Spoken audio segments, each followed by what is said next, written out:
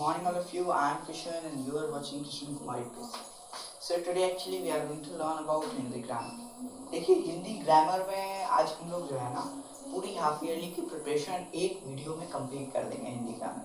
मतलब अगर आप इस वीडियो को देख रहे हैं तो निश्चित हो जाइए आपका half yearly Hindi grammar complete होने वाला है. फुल्ली कंप्लीट करेंगे. एक एक चीज़ों को हम यहाँ पे देखेंगे, बोर्ड पे देखेंगे. ठीक है, एक एक चीज़ों को जो है हम लोग ध्यान से पढ़ेंगे, चाहे वो संधि हो या फिर वो भाषा लिपि और व्याकरण ही क्यों ना. एक एक सब्जेक्ट को एक एक डेफिनेशन को क्या है ना समझाऊँ अच्छे से. और इस वीडियो को देखने के बाद शायद आपको हिंदी ग्रामर को छूने की भी जरूरत नहीं. ठीक है, चलिए. ये हमेशा की तरह हमारा फर्स्ट चैप्टर होने वाला है भाषा लिपि और व्याकरण. देखिए भाषा लिपि और व्याकरण में हर सब्जेक्ट हर क्लासेस में पढ़ाए जाते हैं. क्यों पढ़ाए जाते हैं? क्योंकि ये इतनी ज़्यादा आवश्यक है, इतनी ज़्यादा ज़रूरत है कि इसके बिना हम लोग शायद हिंदी को जान नहीं पाए, समझ नहीं पाए. और इस बार क्लास 7th की तो पूरी की पूरी हिंदी कम सीक्वेंस में चल रही है हिंदी ग्रामर कि आप पहले भाषा लिपि व्याकरण समझोगे, व्याकरण के प्रकार समझोगे, प्रकार के भी प्रकार समझोगे, ऐसे करके चली जा रही. तो एक एक चीज समझेंगे. चलिए आइए. फर्स्ट चैप्टर है भाषा लिपि और व्याकरण. सबसे पहले जान लेते हैं कि भाषा क्या होता है, इसके शाब्दिक अर्थ क्या है, भाषा कितने प्रकार के होते हैं, भारत में कुल कितनी भाषाएं बोली जाती हैं, किस अनुच्छेद के तहत कितनी भाषाओं को मुख्य भाषाओं का दर्जा दिया गया है. इन सारी चीजों के बारे में हम लोग वन बाय वन डिस्कशन करेंगे. ठीक है, let me take a marker. Now let's start. देखिए फर्स्ट चैप्टर है भाषा लिपि और व्याकरण.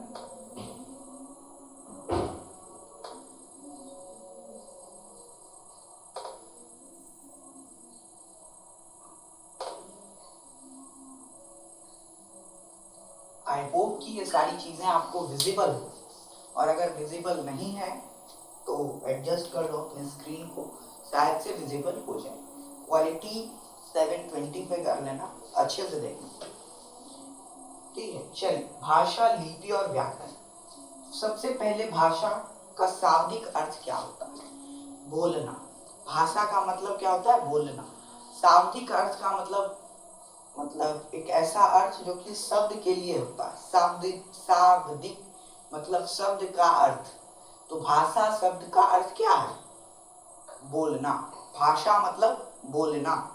अब देखिए भाषा हमारे विचारों को, हमारे भावों को एक दूसरे के सामने प्रकट करने का साधन है. जैसे कि हम लोग इस किताब को किसी ने लिखा होगा. इस किताब के कोई ना कोई क्या है, लेखक होंगे. इस किताब के कोई ना कोई लेखक होंगे, इस व्याकरण के कोई ना कोई लेखक होंगे. तो ये किताब जिनके द्वारा लिखी गई है, इस किताब में जितनी भी विचार हैं वो तो उन्हीं के द्वारा लिखी गई है. नहीं समझ में आए? चल इसका एग्जाम्पल. ये किताब, इस किताब को किसी ने लिखा है कि नहीं? किसी ने लिखा है इस किताब. तो जब इस किताब को किसी ने लिखा है तो इस किताब में वही लिखा होगा ना जो उनकी विचार होगी, जो उनकी भाव होगी, उसी चीज को लिखा है. तो अपने विचारों या भावों को प्रकट करने का साधन भाषा. तो चाहे वो हम बोल के करें, किताब के द्वारा लिख के करें, पत्र लिख के करें, कुछ भी लिख के करें, बोल के करें, या फिर इशारों से समझा के करें. जैसे मैं अभी बोल रहा हूँ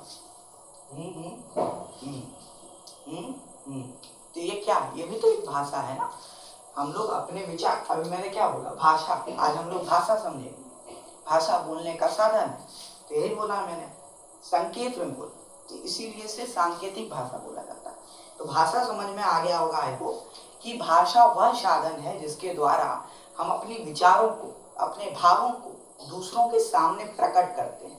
तो क्या है भाषा? तो भाषा वह साधन है जिसके द्वारा हम अपने विचारों को, अपने भावों को दूसरे के सामने प्रकट करते हैं. यहाँ तक ठीक है. अब देखिए भाषा जो है ना, इसको ये भाषा अपने विचारों को जो है हम 3 तरह से दूसरों को समझा सकते हैं और 3 तरह से दूसरे समझ सकते हैं। मैं अपने भाषा को 3 तरह से आपको समझा सकता हूँ, एक संकेत देके, दूसरा बोल के और तीसरा लिख के। मैं किताब लिखता हूँ, मैंने अभी तक 2 किताब लिखी हैं। वो क्या है, 2 किताब क्या है मेरे लिए? वो मेरी भाव है, मेरी विचार है, जो कि मैंने आपके सामने लिखकर प्रकट किया। तो वो क्या है? भाषा का साधन है। तो भाषा को जो है फिर से 3 भागों में बांट दिया गया है। एक का नाम रख दिया गया है मौखिक भाषा, एक का नाम रख दिया गया है लिखित भाषा, लिखित भाषा, और तीसरे का नाम जो कि हमारे व्याकरण में नहीं दिया गया है लेकिन हम लोग समझेंगे, जो कि है सांकेतिक भाषा। छोड़िए, व्याकरण में नहीं है तो नहीं पढ़ेंगे। ठीक, सिर्फ और सिर्फ आपकी अभी की तैयारी, कुछ ज्यादा नहीं। देखिए, भाषा को आपके किताब में 2 ही तरह से बताया गया है। हम लोग अपने विचार को 3 तरह से वैसे तो प्रकट कर सकते हैं, लेकिन आपके किताब के अनुसार भाषा को हम लोग मतलब अपने विचार को 2 ही तरह से हम लोग प्रकट कर सकते हैं। पहला है मौखिक भाषा, मतलब मुंह से बोलकर, मौखिक मुंह से बोलकर। तो मुंह से बोलकर अभी तो हम कर ही रहे हैं, अपने विचारों को, अपने भावों को, अपने पढ़ाई को, अपने नॉलेज को आपके सामने प्रकट कर रहे हैं। तो ये क्या है? ये भी तो भाषा ही है। भाषा का कौन सा रूप? मौखिक रूप। मैं बोर्ड पर लिखा, भाषा, लिपि, व्याकरण, भाषा के 2 प्रकार। ये क्या है? मैंने अपने विचारों को लिखकर आपके सामने प्रकट किया, तो ये लिखित भाषा। क्या है? लिखित भाषा। मौखिक भाषा, लिखित भाषा क्लियर हो जाना चाहिए। नहीं हुआ, वीडियो स्टॉप करो, पीछे जाओ, देखो लाइव सेशन नहीं चल रहा है ये, कि आप जा नहीं सकते हो पीछे। ठीक है, मौखिक भाषा और लिखित भाषा। अब देखिए, मौखिक भाषा में ना भाषा के और प्रकार जो कि इस साल आपके किताब में दिए गए हैं। एक होता है मातृभाषा, मातृभाषा। एक होता है राष्ट्रभाषा, राष्ट्रभाषा, और एक होता है राजभाषा। देखिए, हिंदी हमारी राष्ट्रभाषा है, हम लोग ऐसा कई बार बोल जाते हैं, है कहीं ना कहीं वो हमारी राष्ट्रभाषा है, लेकिन हम लोग ऐसा क्यों कहते हैं? क्यों नहीं कहते हम लोग कि ठेठी हमारी राष्ट्रभाषा है? हम लोग क्यों नहीं कहते कि गुजराती हमारी राष्ट्रभाषा है? क्यों नहीं कहते हैं कि तमिल हमारी राष्ट्रभाषा है? क्यों? क्योंकि भाई हिंदी हमारे देश में सबसे ज्यादा जगह पे बोली जाती है। अगर आप बिहार में आओ, गुजराती बोलो तो शायद कोई ना समझे, लेकिन वहीं आप यहाँ से गुजरात जाओ और हिंदी बोलो, सभी समझेंगे। यहाँ से आप महाराष्ट्र जाओ, हिंदी बोलो, सभी समझेंगे। क्यों? क्योंकि भाई हिंदी एक ऐसी भाषा है जो कि पूरे भारत में जानी जाती है, जो कि पूरे भारत में जो है सबसे ज्यादा बोली जाने वाली भाषा हिंदी है। इसीलिए हम लोग हिंदी को क्या करते हैं? राष्ट्रभाषा। तो राष्ट्रभाषा का डेफिनेशन भी इसी से बन गया। गेस करो क्या है? डेफिनेशन बना देंगे हम लोग राष्ट्रभाषा की, कि ऐसी भाषा जो कि पूरे राष्ट्र में सबसे ज्यादा बोली जाती है उसे ही राष्ट्रभाषा कहते हैं। ऐसी भाषा जो कि पूरे राष्ट्र में सबसे ज्यादा बोली जाती है उसे ही राष्ट्रभाषा कहते हैं। उसके बाद समझ जाते हैं राजभाषा। ऐसी भाषा जो कि राज्य में सबसे ज्यादा बोली जाती है वो राजभाषा। सुनो, राष्ट्र हमारा भारत है और राज्य मेरा बिहार है। आपका कौन सा राज्य है? कमेंट करना, ठीक है? तो राष्ट्र भारत है, राज्य मेरा बिहार है। राष्ट्र भारत है, राज्य मेरा गुजरात है। तो गुजरात, पंजाब, तमिलनाडु, बिहार, झारखंड, ओडिशा, बंगाल, ये सब क्या है? ये सब राज्य है। तो राज्य में सबसे ज्यादा बोली जाने वाली भाषा राज्य भाषा, जैसे कन्नड़, जैसे ओडिशा, जैसे बांग्ला, जैसे बिहारी, जैसे मैथिली। मैथिली भाषा ही नहीं है, मैथिली कुछ और है, आगे समझेंगे हम, ठीक है? तो ये क्या है? राज्य में सबसे ज्यादा बोली जाने वाली भाषा राजभाषा, राष्ट्र में सबसे ज्यादा बोली जाने वाली भाषा राष्ट्रभाषा, और मातृभाषा। नाम सुन के ही पता कर लोगे मातृभाषा क्या होती है। नाम सुना तो पहले ही बार आ जाना चाहिए, मातृभाषा होनी क्या चाहिए। मातृभाषा मतलब माता पिता से सीखी गई भाषा, ऐसी भाषा जो हम अपने माता पिता परिवार गुरुजनों से सीखते हैं उन्हें ही मातृभाषा कहा जाता है। ठीक है, तो ये तीनों क्लियर हो जाना चाहिए। अब आ जाते हैं भाषा टोटल कितने बोले जाते हैं हमारे भारत में। तो एक्चुअली हमारे भारत में हजारों भाषा बोली जाती है, हजारों, कम से कम हजारों तो नहीं लेकिन 100, 200, 300 ऐसी भाषाएं बोली जाती हैं हमारे भारत में। लेकिन उतनी सारी भाषाओं को अभी तक मान्यता नहीं दिया गया है। मान्यता केवल 22 भाषाओं को दिया गया है। 28 राज्य हैं, 22 भाषाओं को मान्यता दिया गया है हमारे भारतीय संविधान के तहत। और अनुच्छेद कितना, 243 अनुच्छेद, आर्टिकल मैं यहाँ लिख दे रहा हूँ, आर्टिकल 343, आर्टिकल 343, तो एकदम सिंपल सा वर्ड याद भी रह जाएगा। 343 5 बार 343 क्या हो गया। अनुच्छेद कौन सा, 343 अनुच्छेद के मुताबिक कुल 22 भाषाओं को, मैंने इसका भी ट्रिक आपको दे दिया, याद हो गया होगा।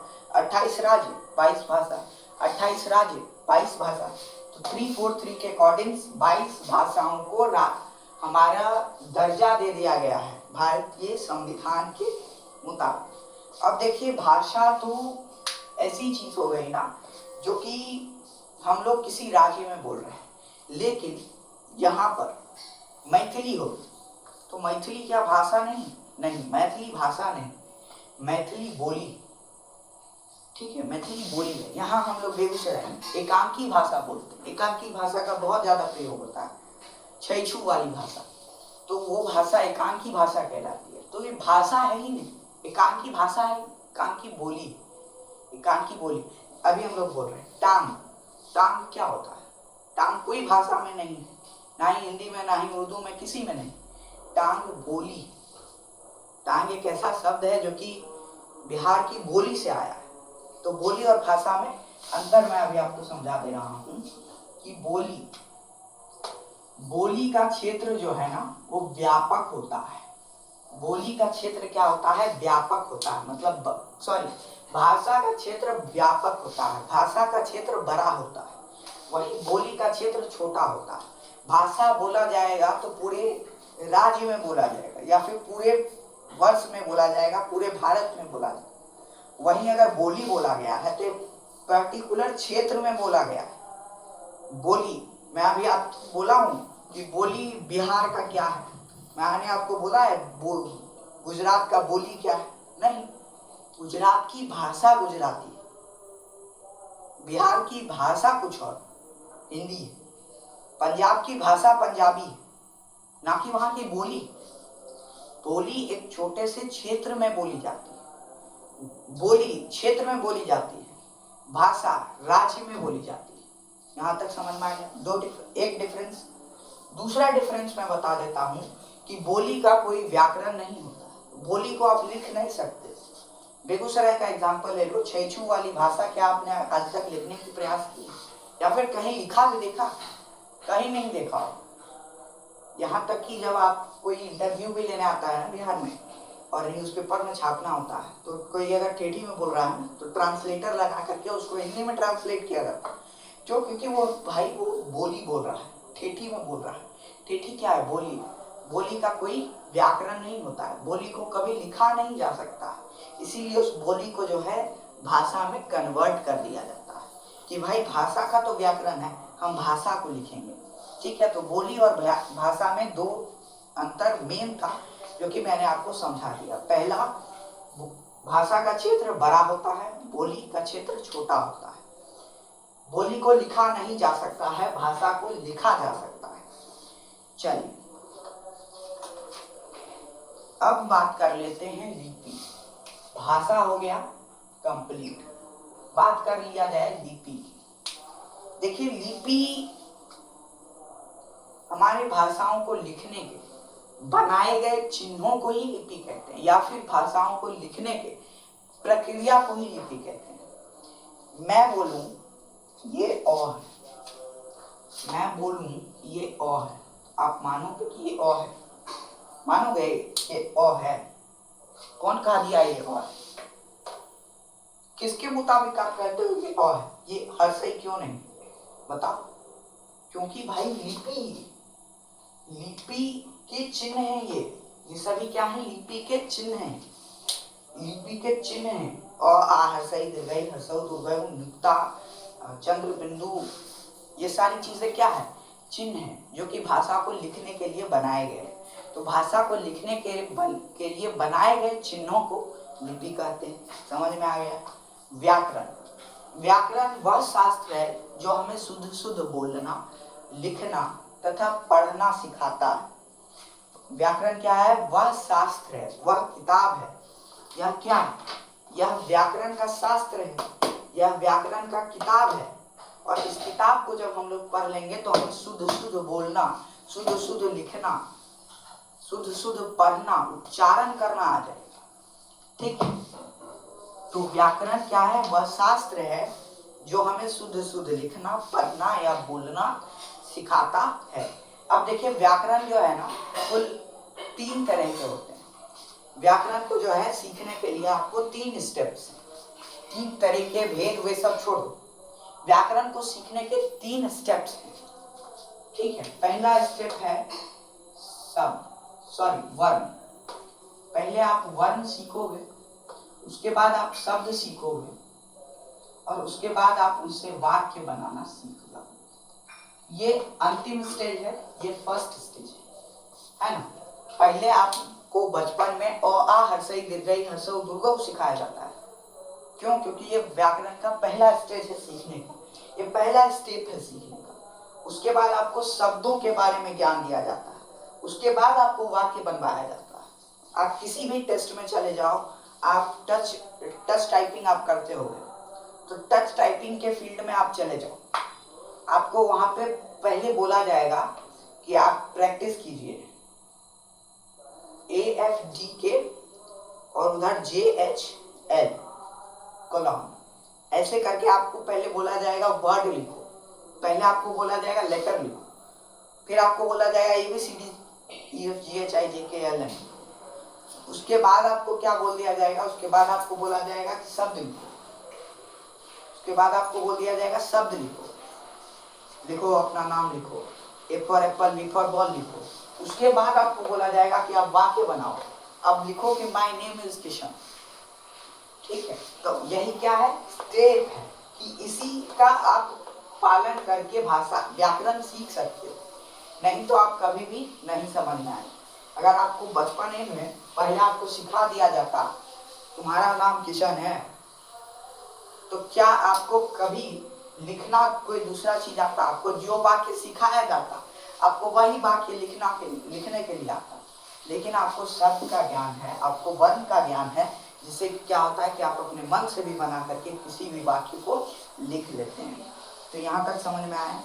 अब अगला चैप्टर है वर्ण विचार। अब अगला चैप्टर कौन सा है? वर्ण विचार, भाषा का पहला स्टेप, व्याकरण का पहला स्टेप, वर्ण विचार। वर्ण विचार देखिए, वर्ण क्या होता है? वर्ण होता क्या है? तो देखिए, वर्ण भाषा की सबसे छोटी इकाई, जिसके कोई और खंड या टुकड़े नहीं किए जा सकते, उन्हें वर्ण कहते हैं। और वर्ण और अक्षर में क्या डिफरेंस है? अक्षर कहा जाता है वैसे वर्णों को जिन्हें आधा लिखा ही नहीं जा सकता, जैसे कि स्वर वर्ण, स्वर वर्ण को अक्षर कहा जाता है, अक्षर भी कहा जाता है। और व्यंजन वर्ण को वर्ण कहा जाता है। क्यों? क्योंकि व्यंजन वर्ण के कोई खंड या टुकड़े नहीं हो सकते। हाँ, व्यंजन वर्ण के हो सकते हैं, स्वर वर्ण के नहीं हो सकते। ठीक है, छोड़ो ये सब टॉपिक, कंट्रोवर्शियल टॉपिक हो जाता है, सबको छोड़ो। आ जाओ वर्ण विचार। देखिए वर्ण क्या होता है? तो वर्ण भाषा की वह सबसे छोटी इकाई होती है जो हमें, जिसके कोई खंड या टुकड़े नहीं किए जा सकते, जिसका आप कोई तोड़ नहीं। आप लिख दिए आ लिख दिए, चलो आपने लिख दिया आ, तो अब आ को लिखने का आप आ को आप और किसी ढंग से लिख सकते हो नहीं। आप आ को कोई टुकड़ा कर सकते हो नहीं कर सकते हो। तो आप आ का आप कोई टुकड़ा नहीं कर सकते हो, कोई खंड नहीं कर सकते हो। तो इसीलिए क्या है, आ एक वर्ण है। अब देखिए वर्णमाला, इन वर्णों के शाब्दिक समूह को वर्णमाला कहते हैं। इन वर्णों के सार्थक समूह को वर्णमाला कहते हैं। वर्णों के शाब्दिक समूह को वर्णमाला कहते हैं। वर्णमाला अर्थात वर्णों का समूह। वर्णमाला अर्थात वर्णों का समूह। फूल माला मतलब फूलों का समूह, फूल का माला बना, फूलों का समूह। फूल माला, वर्णमाला, वर्णमाला मतलब वर्णों का समूह। अब स्वर वर्ण और व्यंजन वर्ण क्या कहते हैं? स्वर वर्ण ऐसे वर्ण होते हैं जिनका उच्चारण जो है बिना व्यंजन की सहायता के हो सकता है, बिना व्यंजन की सहायता लिए हो सकता है। उस वैसे वर्णों को स्वर वर्ण बोला जाता है। और ऐसे वर्ण जिनके उच्चारण में हमें स्वर की सहायता लेनी पड़ती है उन्हें व्यंजन वर्ण कहा जाता है। ठीक है, जैसे कि क, अ आ रहा है ना अंतिम में क, तो इसमें क्या है, स्वर और व्यंजन दोनों मिला हुआ है। स्वर जैसे क जोर अ है ना, क हलन जोर अ, काहे यहाँ क आधा है, काहे कि व्यंजन वर्ण है क। व्यंजन वर्ण ऐसा वर्ण होता है जिन्हें बिना स्वर के सहायता से बोला ही नहीं जाता। आप क को बिना अ बोले बताइए तो क, कैसे यूं क बोलिएगा तो लास्ट में क्या आएगा, अ आएगा। तो वैसे वर्ण को ही व्यंजन वर्ण बोला जाता है। स्वर वर्ण के देखिए तीन तरह के स्वर वर्ण होते हैं, जिसमें कि मुख्यतः दो तरह का स्वर वर्ण यूज होता है। पहला स्वर वर्ण जो कि यूज होता है डेली लाइफ में अपने, हर्ष स्वर, और दूसरा दीर्घ स्वर। तीसरा फालतू का जो कि संस्कृत का चीज है वो आपको हिंदी में पढ़ाया जाता है, लेकिन यह फ्लूट स्वर मैं नहीं पढ़ा, मैं पढ़ाऊंगा हर्ष स्वर और दीर्घ स्वर। हर्ष स्वर ऐसे स्वर जिनको बोलने में और कम समय लगे, ऐसे स्वर जिनको बोलने में कम समय लगे। और दीर्घ स्वर ऐसे स्वर जिन्हें बोलने में ज्यादा समय लगे। हर्ष ऊ, हर्ष ऊ, दीर्घ ऊ, इसको पढ़ेंगे ऊ, इसको पढ़ेंगे ऊ। क्या है, दीर्घ स्वर जितने भी होते हैं, हर्ष ई, दीर्घ ई, तो दीर्घ ई आप जब उच्चारण करते हो तो बोलने में ज्यादा समय लगेगा, लेकिन जब आप हर्ष ई का उच्चारण करते हो तो करने में कम समय लगेगा। ठीक है, ये हो गया। फिर व्यंजन वर्ण। अब व्यंजन वर्ण के प्रकार, संधि और शब्द विचार, ये आपके बच गए 2-3 टॉपिक। ये टॉपिक जो है पार्ट 2 में कंप्लीट हो जाएंगे।